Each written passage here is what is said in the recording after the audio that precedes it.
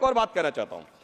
तमिलनाडु के तिरुचेरी मंदिर की बात आई, यमुनानगर में गुरुद्वारे की बात आई, केरल में क्रिश्चियन कम्युनिटी की जमीन की बात आई।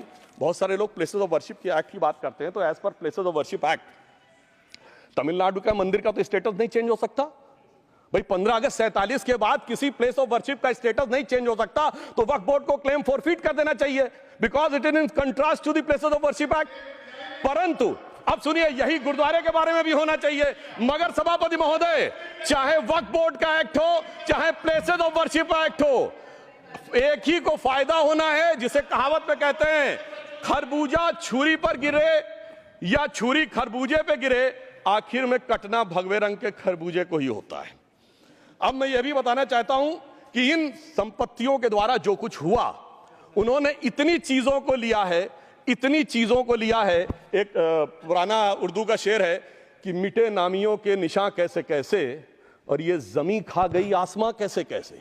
इस जमीन ने कैसे कैसे लोगों को अपने में समा लिया, इसकी तमाम तारीख गवाह है। अगर मैं इसमें बहुत डिटेल में जाऊंगा तो सदन का बहुत सारा वक्त जाएगा, परंतु मैं एक बात ये कहना चाहता हूं कि जब इतना ज्यादा आगे बढ़ गया तो फिर कोर्ट ने आगे इंटरवेंशन करना शुरू किया। मैं डिटेल में नहीं जाना चाहता हूं। अभी कार्तिकेय शर्मा जी ने बहुतों ने बोला सैयद फसल का case versus Union of Government, Allahabad High Court के केस को कहा, मगर Bashir versus State of West Bengal case में उन्होंने बहुत क्लियर कट कहा है कि waqf is not a religious denomination in accordance with Article 26 of the Constitution, so the matter relating to the restricting the economic, financial, political and other sectoral activities that may be associated with religious practice under Article 25(2)(a) of the Constitution can be regulated by the state। तो मुझे लगता है अब इसके बाद कोई किंतु परंतु का स्कोप नहीं रह जाना चाहिए। परंतु उसके बाद भी सभापति महोदय, जो कानून को न माने, जो कहे संविधान को नहीं मानेंगे, और जो ये कहे कि साहब अदालत के आदेश को भी नहीं मानेंगे, तो फिर इसका मतलब उसके मन में तो एक ऐसी बादशाही आ गई है। इसके लिए मुझे सभापति महोदय, वो पुरानी वाली फिल्म अगर लोगों को याद हो तो मुगले आजम का वो सीन याद आता है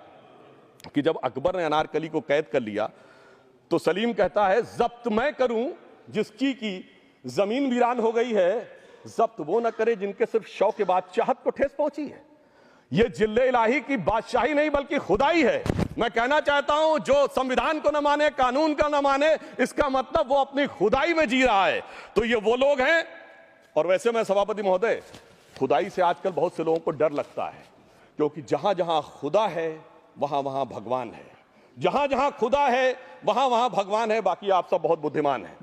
अब मैं ये भी बात कहना चाहता हूं, और वैसे आखिर में उस अनारकली को कैद से छुड़ाने के लिए सलीम का एक हिंदू साथी दुर्जन सिंह ही आया था। मैं कह सकता हूं कि वक्फ की इस मुकद्दस जमीन को अगर कैद करके रखा है तो उन चंद लोगों ने, जिनके दिमाग आज भी उन चीजों में भरे हुए हैं कि कोई समझता हम तो किसी जमाने में हुक्मरान वक्त थे, कोई कहता हुजूर नवाब थे, कोई कहता बादशाह आलमगीर थे, कोई कहता है बादशाह गाजी जिंदा पीर थे। तो नदीमुल हक साहब ने जो बोला था ना, किसी के बाप का हिंदुस्तान थोड़ी है, बिल्कुल मैं कहना चाहता हूं जिन्होंने इस देश के लिए खून बहाया उनके बाप का हिंदुस्तान है, उस गरीब मुस्लिम कारीगर के बाप का हिंदुस्तान है। पर जो ये कहते हैं कि आगरे का लाल किला किसके बाप ने बनवाया, आगरे का किला किसके बाप ने बनवाया, दिल्ली का किला किसके बाप ने बनवाया, हैदराबाद का चार मीनार किसके बाप ने बनवाया, उसके बाप का यह हिंदुस्तान नहीं है।